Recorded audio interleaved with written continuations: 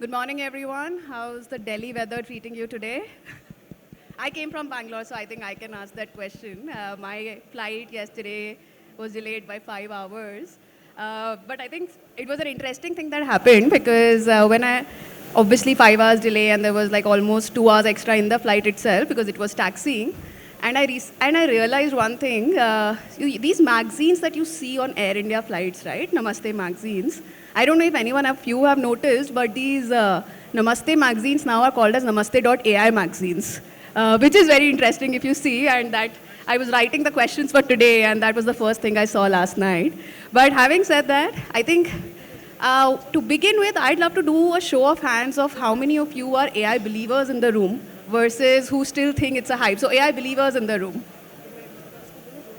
You know, right now from where I am seeing, it's still a 50-50, which is very interesting. I'm a huge AI believer. Obviously, that is why I do what I do. And if you look at the history, probably this is the biggest inflection point that we're seeing in decades. If you look at internet, it brought all of us together, made information accessible to everyone. If you look at cloud computing, it made businesses to scale seamlessly. Otherwise, Netflix wouldn't have been possible. Then mobile computing brought all of this in pockets. Otherwise, WhatsApp, UPI would not have been possible. And it's AI today, which is truly making things faster, cheaper, actually not cheaper today, but faster, and we are able to take decisions much, much better because of the information that we have in hands. And I think this is where I would start with all the esteemed panelists coming from very, very different industries. I would love to understand how in your industries, and we have 5 different industries representing here today, how in your industries, what are you seeing in AI? Has the impact started happening already? Is it too nascent? Rajiv, I'll start with you. From your ReBid, where you come from, what's happening in marketing, advertising? Is there something that we can learn? Are Indian businesses able to leverage AI from a marketing standpoint? So I think it's a very popular and famous quote of Sam Altman, the founder of ChatGPT, where he says that all creation of advertising will be done by AI. And recently I got access to Sora as well. And I sort of agree that a lot of the digital advertising and marketing pieces, whether it's content, creative, media buying, planning, is going to be heavily disrupted by AI. Large players in the segment. I mean, I have been part of, I was an agency founder before this, and now with a platform like ReBid, I've seen firsthand that large agency groups have invested hundreds and hundreds of millions of dollars in now revamping their people-heavy ecosystem with a AI-enabled ecosystem to start with. Also, if you look at which industry is growing, digital advertising in India is growing at 20 to 25% CAGR. So it's about $11 billion today, going to probably $20, $25 billion in 5 years' time. Globally, this industry is about $1 trillion. Now, given that content, creative, and media planning could be democratized, the opportunity for India's talent to combine people and AI and provide it to the world in this category is immense. Because you don't need to shoot with a Finnish guy for a Finland tourism, let's say, sitting out of it. You can just generate it now, and with a couple of other people, create at least what we call as a workable digital film. May not be a TVC, but I don't think that time is far for that as well. And content itself, right, with cultural context. So that this industry of marketing and advertising is going to be disrupted by AI, and it's also going to provide a lot of opportunity for a country like India, which has equal parts engineers, content creators, and smart young folks to come in and disrupt the old guard, which has been around for almost 100 years. Some of the agencies have been there for hundreds of years and more. So Rajiv, 2 things, right? One is, does AI give Indian businesses in marketing, generally in Indian businesses, a leverage to compete globally now with more aggression? Is this happening already? Absolutely, and not just Indian businesses that can spend money. I think great marketing, advertising, creative concepts can be created by a solo founder as well with no team, because he can brainstorm with a GPT at $20 a month and come up with new ideas on how to position his business. You know, he didn't have that before this, right? He can create a 10-second video to promote his business, which is almost like production quality, right? In that $20 a month. So I think AI empowers actually the people who did not have access to talent and mind share and did not have the money to have access to that talent and mind share, more than it actually empowers the bigger enterprises, purely because the bigger enterprises have many checks and balances to let AI through the door. Correct. Right? People, you know, somebody with sitting out of his garage doesn't really care about content, privacy, and whatnot, right? He only wants to get business done. So in my view, it empowers the scratchy garage startup 10x, maybe 100x, maybe 1,000x more than it does to formal enterprises who are still trying to figure out what this animal is. Correct. I'll come back to that because maybe those privacy is sometimes required, but I'll come back to that question. But Ram, moving on to you, I think Zoho obviously is, you know, I am a SaaS investor. Zoho has been one of the biggest poster child of what SaaS can become out of India. And it has worked with SMEs and worldwide. Now with AI, how do you see tier 2, tier 3 SMEs leveraging AI? And actually enabling and scaling those businesses. And I think just I'll add one more question to it already, that obviously SMEs also lack the technical expertise. There is cost barrier. There are a lot of barriers for them to adopt AI. So what are you seeing at Zoho and the way SMEs are taking and adopting AI today? So over the last 10 years, we've been trying to convince SMEs to move from spreadsheets to formal systems, move to a help, move to a CR, move to a collaboration platform. And the challenge with India is outside, especially in developed markets, we go and say, why Zoho CRM is better, something like that. In India, we have to say why CRM is better. And interestingly, the last 5 years, a lot of things have changed. So thanks to the digital push from the government, from other agencies, I mean, you can all pay with UPI to a street vendor today. And broadly, that push is driving digitization. And India is a very, very unique market in that sense. In fact, yesterday I was in Kolkata meeting with the regional bank, and we're looking at their loan origination system. And today, they take about 18 days to process loan application. And the way to bring in AI here is, don't let AI take the credit decision for you, but can you automate reading those statements? I submit my 3 months bank statement. Can you look at my salary credit? Can you look at my EMI debits? Can you look at my SIP debits? If there is a rental payment coming in, can you? So there is a sequence to it, right? Every day, 5th of every month, there is an EMI. 30th of every month, there is a salary coming in. And probably 10th of every month, there is a rent coming in. Now, the challenge is it has to be multilingual.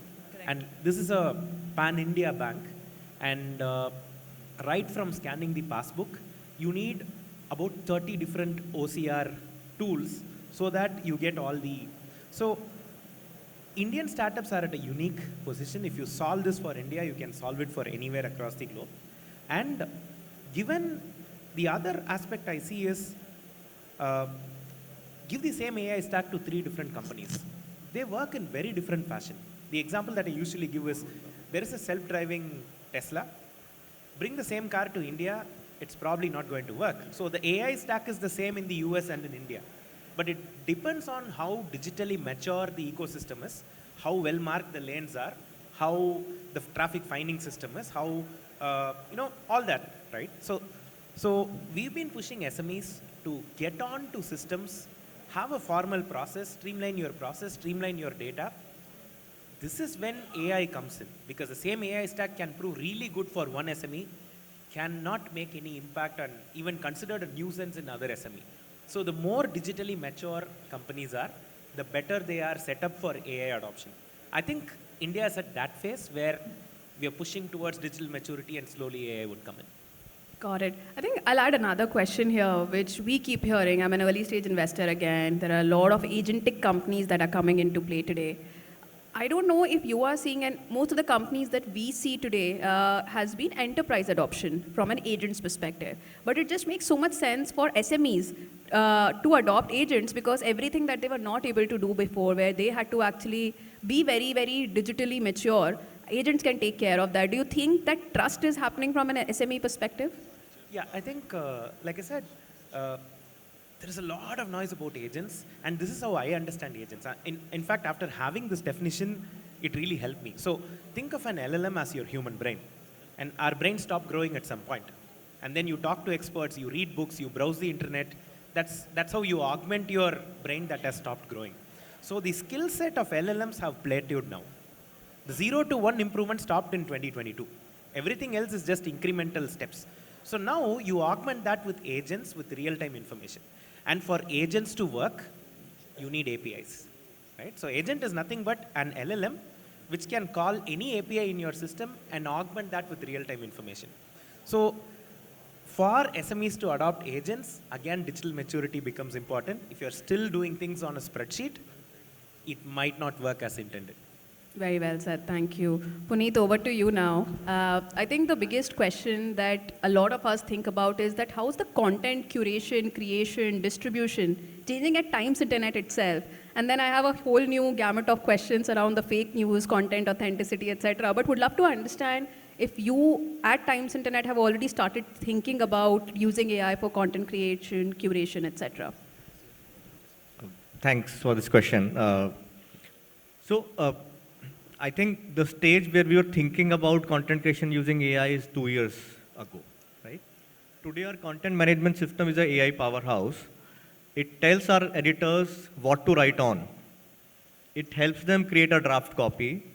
It helps them create summaries, expansion, helps in distribution, also helps pull out the relevant images from the digital asset management system, can create a video from text, can convert a copy from English to Hindi. Obviously, we have used a bunch of models inside. Some of them are open source, some of them are standard open AI kind of products, and some of it is homegrown. But practically, the entire content creation process today is automated, right? If there was no issue of ethics with economics in the newsroom, I could just press a button and go home, and all sites will continue to run with fresh content every day, right? That's the level of automation, at least, that in our newsroom we have achieved. And you trust it fully?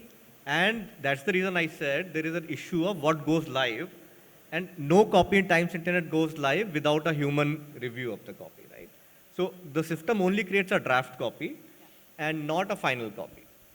Then the second point is that not just on content, we have used AI in multiple other streams also. So for example, on the revenue side, we were the first to launch a ad unit that's powered by AI. And what do I mean by that? Traditionally, you click on a banner, you go on a landing page. In that product that we now call Ad Talk, you click on the banner, you go on a custom trained bot on the artifacts of the brand. So if you are Toyota and you're launching a new car, we'll create a bot only trained on the artifacts of your brand. Click on the ad and you can chat with the bot, leave your details, it can do lead gen and everything, right? So on the revenue side, not just this, but we are creating today creatives. Using AI, we are seeing a 30, 40, 50% lift in CTR rates. On our own ad tech, we are using lookalike modeling to find newer audiences who are more likely to click on a particular thing, right? We are creating video content using AI. It's entirely everywhere in the system, right? We have an employee bot, we have a Salesforce bot, everything that's today, there is AI. And I strongly believe, like 5 years ago, we used to say every company, media company has to be a tech company. Today, I will say every company has to be an AI company to be able to accelerate and grow. Like we saw in Namaste.ai. Yeah. But though that AI was Air India. correct. I think it just from what lens you see it. But Puneet, I think another question here is this from a fake news content authenticity perspective, right? Like you can use AI to create a lot of fake news content authenticity is obviously a question, and we keep seeing that here and now. But you can also use AI to combat this. Have you done at Times Internet, have you started experimenting with something in this direction? So this is an area where recent research is happening. In fact, there was a research paper in the Nature journal as late as October 24, released by Google on how they're doing content fingerprinting to to solve for copyright misuse or figure out that it's an AI generated copy. So it's a very recent tech, specifically in text content. And when you think of an open ecosystem, it's easy to do in a closed ecosystem like a video destination where you own everything, correct? And there are limited areas where you have to check, but it's an open ecosystem like the open web. To do it in an economic manner is also very challenging. Correct. So every publisher today is very worried and they are working towards figuring it out. As the news publishing body of DNPA, we are reaching out to researchers today to figure out what's a great solution which can fix both the problem of copyright and fake news and also is economically viable for the publishers. Makes a lot of sense. And I think there's a lot of research already happening in that direction, and hopefully we'll be able to combat this big problem. Nitendra, over to you now. I'm saving Angira for the last because he's closer to me right now. But financial inclusion obviously has been the biggest driver for India's economic growth at Mastercard. How are you able to see AI being adopted to serve the underserved, underbanked communities? Sure. And Apart from fighting the UPI battle. maybe I can start the way you started by asking a poll question to everyone that today has been a bit early, but between yesterday and now, today, any one of you who have used a digital payment application, whether it's a UPI or your card and so on to make a transaction, please raise your hands. I'm sure everyone did, but others are a bit lazy to raise their hands. But did any one of you face any fraud? Did a fraud happen to any of your application to your cards or not? Now these ones are not lazy. So what I mean to say here is that there are two specific things that AI is doing in the financial world. First is, which we can see easily, is the fact that payments are easier. Digital payments are easier. The adoption is becoming easier. We all know that you can go and buy vegetables, you can pay for anything, you can even pay donations at the various squares and so on, everything in digital payments and so on. Why? Because it's so easy for people to actually now use underlying AI technologies such as even text to speech, so that there's that box which actually says that this is the amount that you've received on Paytm and so on, right? Simplistic examples, but they are now they don't really need to be literate in the languages to be able to make digital payments. They don't need to be literate in the devices to be able to make digital payments. So that's definitely one huge thing that we are able to see. What we are not able to see is the fact that behind the scenes, AI is being used to determine whether this transaction is fraudulent or not, to increase the trust in the ecosystem that when the payment actually happens, it happens from my account to the account to which I want to send. And this fraud has just been reducing significantly given the amount of digital payments that have happened. We of course see and hear a lot of fraud cases happening here and there, but over the period of time, if we see the percentage of fraud, it's only been reducing. It's just that the number of digital payments have increased. So which is where AI has been significantly used. And here it's not a choice. I mean, payments are happening. There are billions of transactions happening every day. You cannot actually have a human intervene anywhere. And the fraudsters are also very smart. They figure out all kinds of ways to break into the system. So the AI has been evolving. It's not just AI for the last 20 years or so. AI itself has been evolving in its technologies, now getting into deep neural networks and graph technologies and so on. So the more sophisticated AI becomes, the more safer the payment ecosystem becomes. The way it drives the economy is the fact that we can think of this economy as a runner who wants to run. That's the business. They want to do faster business. The speed slows down if there are potholes, which are like fraud transactions that could not become, or reconciliation delays and so on and so forth. And the more smooth I make that surface, which means a very synthetic surface so that people can run faster, which means here businesses can run faster, it is ease of payment, speed of reconciliation, how quickly that amount comes back to my account so that I can invest it later anywhere else and so on. So that ecosystem is what AI is powering. The ease is what is kind of reducing the digital divide, and which is where all these businesses hopefully are making most of AI in the financial space. And within just one more follow-up there. Again, I think fintech and financial services are one of the places where regulatory and compliance requirements make it difficult to adopt AI, right? You can't have your internal data be used to train the models. You can't use you can use open source models, but you can't use a lot of closed source models. So has that been a hindrance to adopting AI, at least in your sector? I would say it's actually a boon to have those regulations in place. First of all, we should realize that regulations are meant to protect the users. Companies who are using AI to build these solutions, their goal is also the same, which is to protect the users.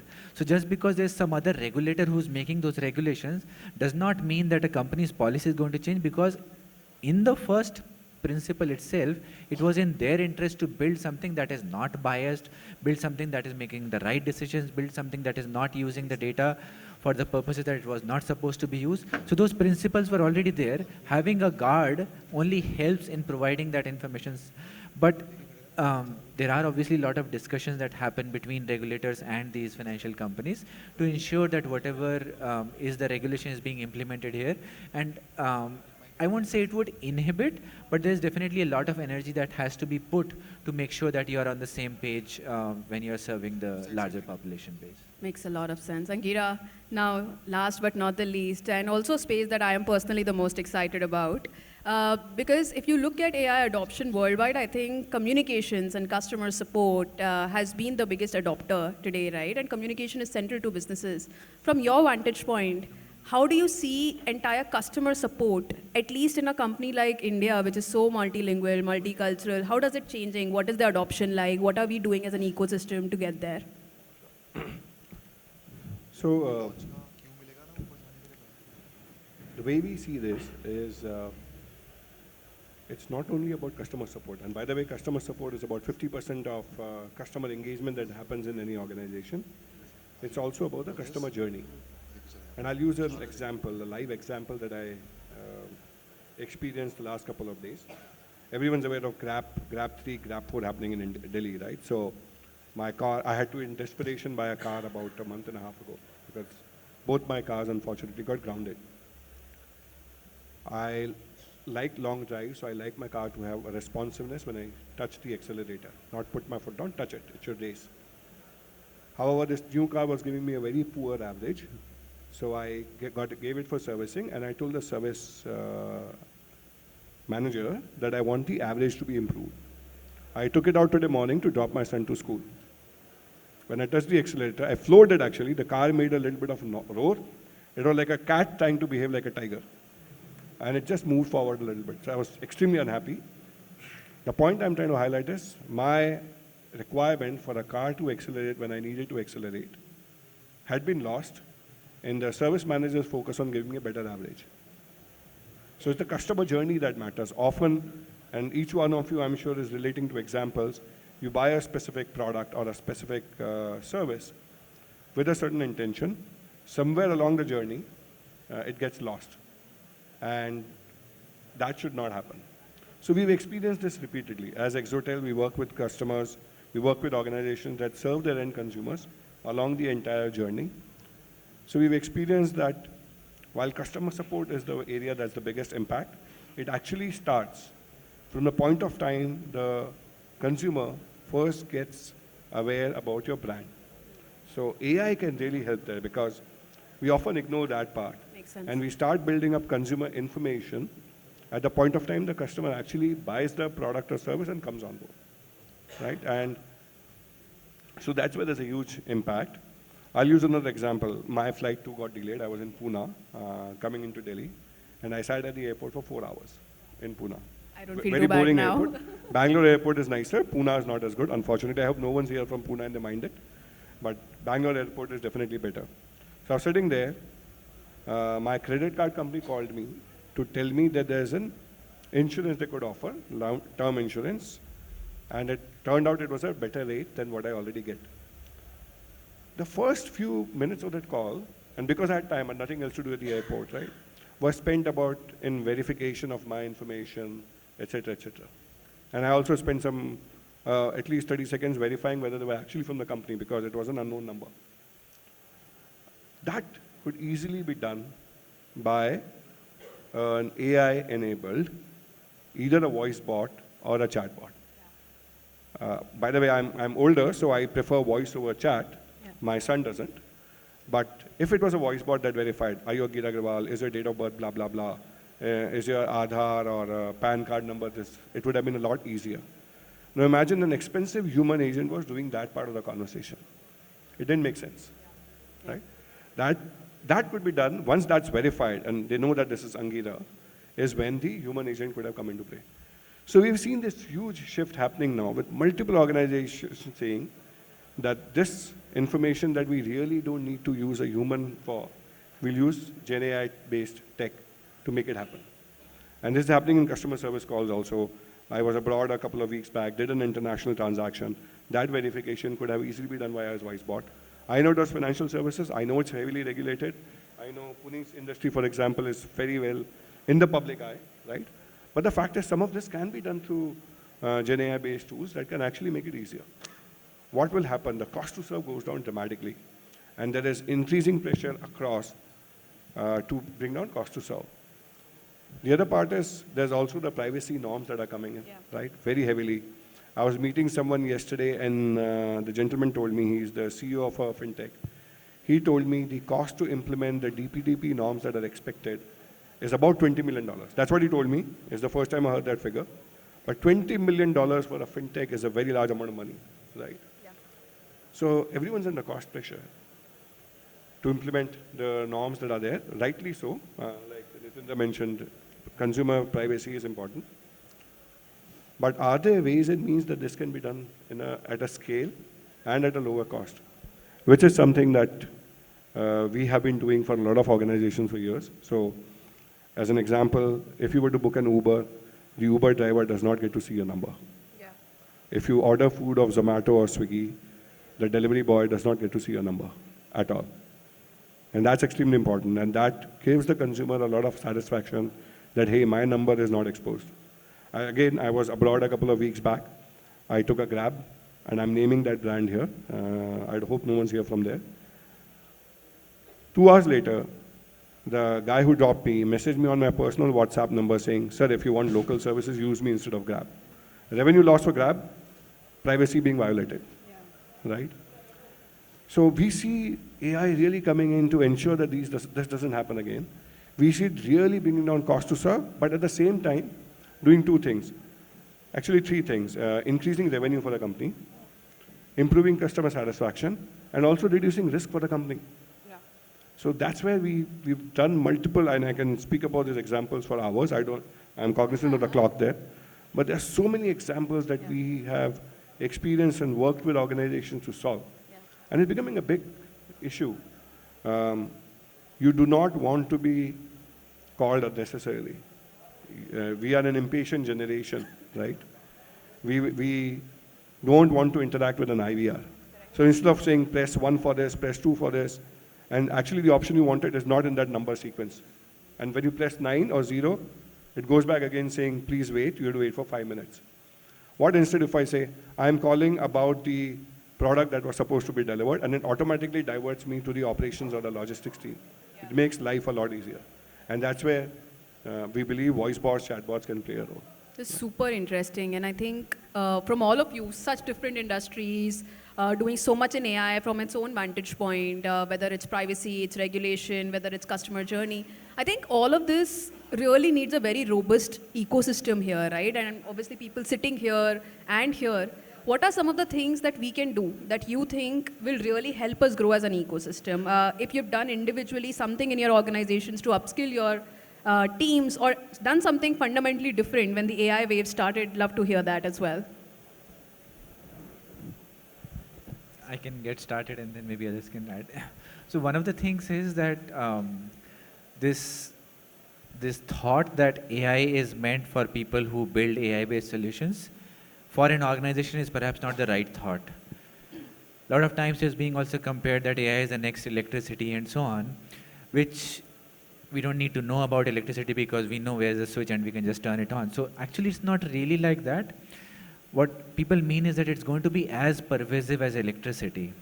But it also means that whether and it's a good representation from different industries here, Whether I am a financial services guy, whether I am a content creation guy, whether I'm a customer service person and so on, whether I'm in marketing or any division, whether I'm in legal, sales and so on, of an organization, I should be able to optimize or improve my working skills using AI as a tool. And unfortunately, AI is perhaps too big, but there has to be someone who can filter from that big stuff to say that here are these 5-7 things that are relevant for me if I am a marketeer. Here are these 5-7 other tools which are relevant for me if I am a salesperson and so on. So which is what we've started to kind of distill and understand that, make it specific to those roles, what part of AI is more relevant to them and how, and that's what is going to improve the skills of everyone, and slowly they get to touch, taste and use, and then they can broaden their horizon on other aspects of AI. I'll split it into 3 parts, right? What I think I should do as an individual, what I think my team should do or an organization to do, and the third thing is what I would want like the ecosystem or the government or the enabling ecosystem to do for us, right? So as an individual, I think now it's my duty, not just my choice, to learn AI, because if I don't learn AI, I'm going to be left behind, my family is going to be left behind, right? And then pulls down the ecosystem. As an organization, very, very important to be in the race, be an AI organization. AI is not going to impact just one thing, it's going to impact everything, right? It's going to change the entire fabric of the organization. Every department, every function, everything that we do is going to be impacted by AI. It's a funny way of how Times Internet, some of us started to do AI about 4 or 5 years ago. There's this wonderful book called AI 2041. Though whatever it's said about 2041 is happening now, but we said, okay, let's distribute 1 chapter each to various teams, right? You would read the chapter, come and teach everyone else on what the chapter is about. And it's a very, very, very interesting book, the way it's written. I'll not go in deep into it. But the learning in our organization is very, very important. The third thing is that we will solve for talent, right? Whichever way you look at it, India has always been good on the software technology side. Whichever survey you look at it, will be in the top 2, top 3, top 10. I don't think that is going to be a bottleneck today. Yeah. Right? But by request to the government and the enabling ecosystem, and I'm a part of the ecosystem, so I have to help build that as well, is to solve for 3 core things. Those are the infrastructure layers, typically, right? Can we solve for compute? Can we make access to compute available to everyone at a price that it works, right? Now, with compute comes energy sufficiency, because if you have a lot of compute, you don't have clean energy, you are caught in a problem, right? So, first is compute, second is energy, and third is policy. You could have a great ecosystem, but the policy is confusing, you can't grow fast, right? So across all of these 3 layers, that's my wish list and my to-do, for example. Super helpful. I think another question, which is, how do we think about the downside of what's happening in AI, right? Like in India, there's always been a digital divide. With AI, do we see a little bit of, underserved communities, underbanked communities, communities that do not have access to technology as much as people sitting in the room have? Is it going to increase the digital divide, and what can we do as an ecosystem to make sure that it doesn't happen? Anything? So, there's an interesting thing that has happened in India in the last decade or so. The percentage of smartphones has gone up dramatically. Internet access is, I would say, fundamentally available to almost every person. In poorer families, there'll be at least 1 smartphone, even if it's a shared device within the family, right? So there's now an access to a lot of information globally. Boundaries that, you were asking this question earlier, is India going to come in the forefront? Actually, global boundaries have disappeared. In fact, even within the family, boundaries have disappeared. I tried to be smart and I showed my son a very small image, WhatsApp forward, of truth and integrity. And he went on ChatGPT and generated, I think, a 500-word essay on truth and integrity, making it longer and longer till it became painful. The point is, it's actually going to put the people who thought they were superior because of access to information that they had on their toes. And it's hopefully going to help these people who are actually underserved, who do not have access to information, could be financial, could be content, could be whatever. It's actually going to enable them a lot more. I have experienced that the people from the lower SEC criteria, lower SEC segments in tier 1, tier 2 cities, and people from tier 3, tier 4 cities are now actually more hungry to grow. Yeah. My help's kids want to do better than my son. Makes sense. And this is actually going to reduce the digital divide because now they have access, they know about ChatGPT, they know about multiple other tools, and they're going to use that to beat the hell out of everyone who's complacent. Yeah. Right? So that's going to really make a huge difference, and we'll, in the next few years, we'll certainly have a pool of people coming from tier 3, tier 4 cities who are going to knock the socks of people who've been sitting on their asses and not doing much. I came from a tier 3 city, so I think a lot of us. I think the buzzer has buzzed as well, but I still want to take and do a quick rapid fire with all of you, and I'll start with you, Ram. If there was one moonshot idea that you were to suggest the policymakers, businesses, to help India's economic growth with AI, what would that be? It could be in your industry, it could be something else, but anything that comes at the top of your mind. Yeah, like Nandan Nilekani had pointed out, India is the use case capital of the world, but our hardware efforts or hardware R&D, because we've been doing AI for the last 12 years. The last 2 years, we realized that it's no longer about training a model, it's about the compute that's required and the energy that's required to run these models. See, we see in our data centers, you could run like 30 servers with the energy that 4 GPUs are going to consume. So the world is moving towards that, but we have very little on the hardware and the energy consumption by the hardware. I don't know what should be the next step, but I think the next set of innovation, it would be great if it would come from the hardware scheme of things than the use case scheme of things. Completely agree. Anything from you, Rajiv? The same question? Yes, same question. I want everyone to think of a moonshot idea that probably the policymakers or businesses can implement. Mine's a little bit controversial. I think, when Google sort of search came and I was in college, right, one of the things was who could search the fastest and create our projects with minimal effort. I think lazy people make the best innovators. I would want the government to make sure that at a young college level or even lower, students are allowed to use AI to create answers, not for all the exams, but one of the exams should be that. So that they can, and that would be both engineering and content and everything, right? So that they understand how to do smart work, how to prompt, because if AI is going to be everywhere, then asking the right questions, prompting the right questions to create the right stuff, whether that's a creative content or even an app, coding an app, prompting it to code the right app and then checking that is going to be the work that most of us are going to do for at least the medium term, let's say 5 to 10 years till it becomes completely autonomous, right?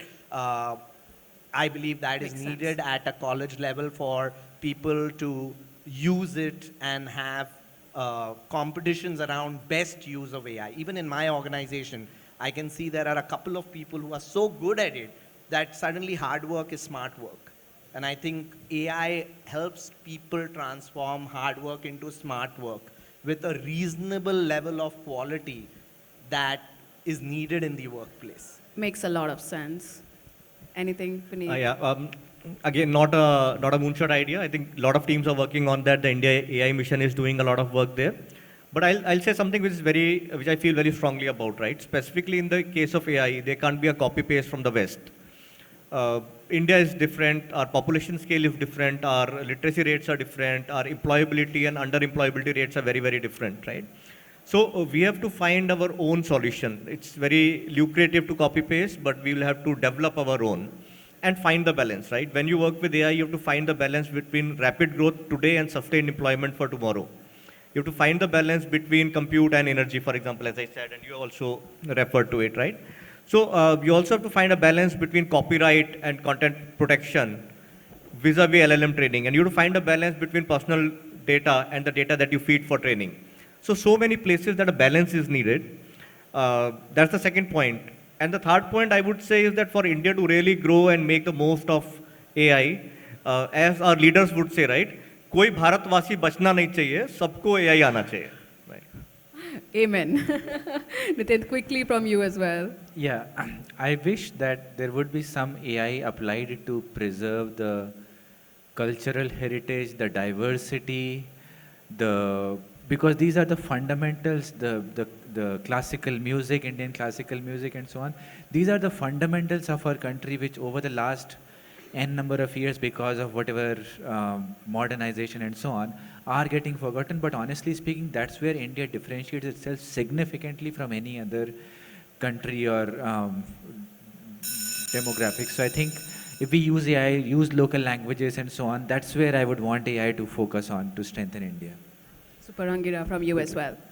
So one of the biggest measures of employee productivity is mental health. Correct. And it's very interesting. Research indicates, and I've done some work with some clients on this, so I have these data points, but research indicates that approximately 1 out of 5, 1 out of 8 Indians have some mental health issues. Interestingly, the number of psychiatrists, trained psychiatrists that are available to help them is 1:1 lakh. Wow. So there's 20,000 approximately. Insane difference opportunity. Yeah. And there's also the stigma associated with saying, hey, I have mental health issues, I need therapy. When we were younger, and a kid was a little off, we would say, thoda ajeeb sa hai, a little weird, right? But we wouldn't really link it to possibly a developmental issue. There's a lot of stigma. AI, with the fact that it can now support multiple languages and that pool of languages is growing, can actually, within guardrails, help some of the humans get some of the Indians get basic counseling with tools that can really give them some guidance. And because it's anonymous, there's no human professional that's engaged, at least they'll be able to get some guidance in terms of how they can deal with their mental health issues. And I think that productivity engine, if it can be unleashed, can really make a huge difference to India's economic growth. Phenomenal. I think this also wraps up and concludes what we wanted to discuss. But I think these are very interesting ideas, and I wanted everyone to think about it because these are opportunities. If you're a founder building in the ecosystem, these are ideas that are already present to you and people who can support you. Right, so a huge thanks to everyone for making it possible and ideas for having us on the stage. Thank you so much.